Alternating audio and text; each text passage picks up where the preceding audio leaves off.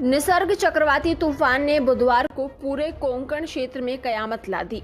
129 साल बाद महाराष्ट्र के मुंबई तट पर 120 किलोमीटर की रफ्तार और तूफानी धार से चली हवाओं ने हर खासोआम को हिलाकर रख दिया।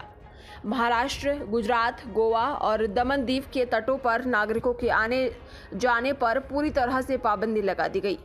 निसर्ग तूफान अलीबाग के तट से टकराया।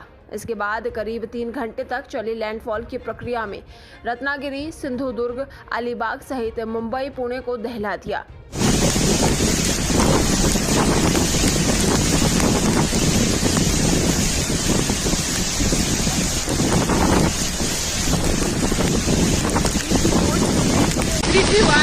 इस चक्रवाती तूफान के कारण कई पेड़ गिर गए। वहीं अलीबाग में भी तूफान ने कहर मचाया। हालांकि अब मुंबई के लिए तूफान का खतरा लगभग खत्म हो चुका है। वहीं मुंबई के ज्यादातर इलाकों में तेज हवाओं के साथ बारिश जारी रहेगी। साथ ही हवाएं 50 किलोमीटर प्रति घंटे से ज्यादा की रफ्तार से नहीं चलेंगी। चक्रवाती तूफान निसर्ग महाराष्ट्र के तटीय इलाकों से टकराया। तूफान का मुंबई के लिए खतरा लगभग खत्म हो चुका है। वहीं मुंबई के ज्यादातर इलाकों में तेज हवाओं के साथ बारिश जारी रहेगी। साथ ही 50 किलोमीटर प्रति घंटे की रफ्तार से हवाएं नहीं चलेंगी। महाराष्ट्र में तेज हवाओं और बारिश के कारण कई जगहों पर पेड़ टूटकर गिर गए। तूफान के मद्देनजर बांद्रा वर्ली सी लिंक पर ट्रैफिक की आवाजाही रोक दी गई। महाराष्ट्र में एनडीआरएफ की टीमें तैनात की गई। मुंबई, ठाणे, रायगढ़, रत्नागिरी में तेज हवाओं के साथ बारिश हो रही है। ऐसे में लोगों को घरों से बाहर ना निकलने की सलाह दी गई है। वहीं मुंबई एयरपोर्ट पर भी शाम 7 बजे तक आवाजाही को रोक दिया गया। चक्रवात से निपटने के लिए एनडीआरएफ की 20 टीमें तैनात की गई। इसमें मुंबई में 8 टीमें, रायगढ़ में 5 टीमें, पालघर में 2 टीमें, थाने में 2 टीमें, रत्नागिरी में 2 टीमें और सिंधुदुर्ग में 1 टीम की तैनाती है। वहीं कुछ टीमों को स्टैंड बाई पर रखा गया था। बता दें कि 2 हफ्ते में देश को दूसरे समुद्री तूफान का सामना करना पड़ रहा है। पहले अम्फान ने पश्चिम बंगाल और ओडिशा में तबाही मचाई थी। आपको बता दें कि मौसम विभाग के मुताबिक महाराष्ट्र के तटीय इलाकों से चक्रवाती तूफान करीब 120 किलोमीटर प्रति घंटा की रफ्तार से टकराया, जिसके बाद मुंबई के ज्यादातर इलाकों में तेज हवाओं के साथ बारिश देखी गई। तूफान के टकराने से पहले मौसम विभाग ने मुंबई में हाई टाइड के आने की आशंका भी जताई। मौसम विभाग ने बुधवार रात 9:48 पर मुंबई में हाई टाइड की चेतावनी दी। महाराष्ट्र के तट से निसर्ग तूफान के टकराने के बाद रत्नागिरी इलाके में समंदर में ऊंची ऊंची लहरें उठने लगी। वहीं चक्रवात निसर्ग के असर से उठी लहरें इतनी ऊंची थी कि समंदर किनारे बंधे जहाज भी हिलने लगे। फिलहाल तेज हवा और बारिश के बीच लोगों को घरों में रहने की हिदायत दी जा रही है। वहीं तटीय इलाकों में जाने से रोका गया है। भारतीय मौसम विभाग के मुताबिक निसर्ग चक्रवात अब उत्तर पूर्व की ओर बढ़ रहा है। महाराष्ट्र में नासिक, धुले में और नंदुरबार में इस तूफान के प्रभाव की आशंका है। पुणे जिले का उत्तर पश्चिम हिस्सा भी तूफान की वजह से प्रभावित होगा। पुणे में बारिश देखने को मिलेगी, जबकि घाट क्षेत्रों में भारी बारिश की संभावना है। घाट क्षेत्रों में जलभराव, भूस्खलन और पेड़ गिरने की भी संभावना है।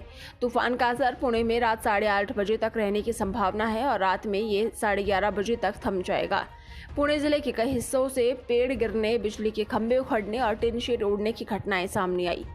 भारत मौसम विज्ञान विभाग यानी IMD ने कहा कि 120 किलोमीटर प्रति घंटे तक की रफ्तार वाली हवाओं के साथ बुधवार की दोपहर महाराष्ट्र के तट पर टकराया भीषण चक्रवात निसर्ग अब कमजोर पड़ने लगा है और अब इसकी तीव्रता घट जाएगी। तूफान निसर्ग दोपहर करीब 1 बजे महाराष्ट्र तट से टकराया और अगले 3 घंटे तक लैंडफॉल प्रक्रिया चली।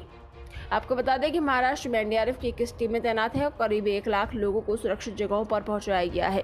इसके अलावा इंडियन कोस्ट गार्डों की टीमों को भी सभी प्रभावित इलाकों में तैनात किया गया है। हालांकि गुजरात में किसी बड़े नुकसान की खबर नहीं है। यहाँ 67,000 लोगों को सुरक्षित स्थानों पर पहुंचाया गया था। वहीं गुजरात के राहत आयुक्त हर्षद पटेल ने कहा कि अरब सागर के पास स्थित वलसाड और नवसारी जिलों में हवा की गति सामान्य रही। अभी तक किसी अप्रिय घटना या किसी मनुष्य को चोट लगने की सूचना नहीं है। वलसाड और नवसारी में 2 मिलीमीटर और 7 मिलीमीटर की वर्षा हुई। स्थिति नियंत्रण में है। एहतियाती कदम के तौर पर अभी तक 8 जिलों में तट के पास रहने वाले 63,700 से ज्यादा लोगों को सुरक्षित स्थानों पर पहुंचाया गया है। उन्होंने कहा कि इनमें से 33,680 लोगों को वलसाड जिले से निकाला गया। वहीं 14,400 लोगों को नवसारी में, सूरत में 8,727 लोगों को भावनगर में 3066 लोगों को, अमरेली में 2086 लोगों को, भरूच में 12020 लोगों को, आणंद में 761 लोगों को और गिर सोमनाथ में 228 लोगों को सुरक्षित स्थानों पर पहुंचाया गया। राष्ट्रीय आपदा मोचन बल यानी एनडीआरएफ की 18 टीमों और राज्य आपदा प्रतिक्रिया बल यानी एसडीआरएफ की 6 टीमों को विभिन्न स्थानों पर तैनात किया गया।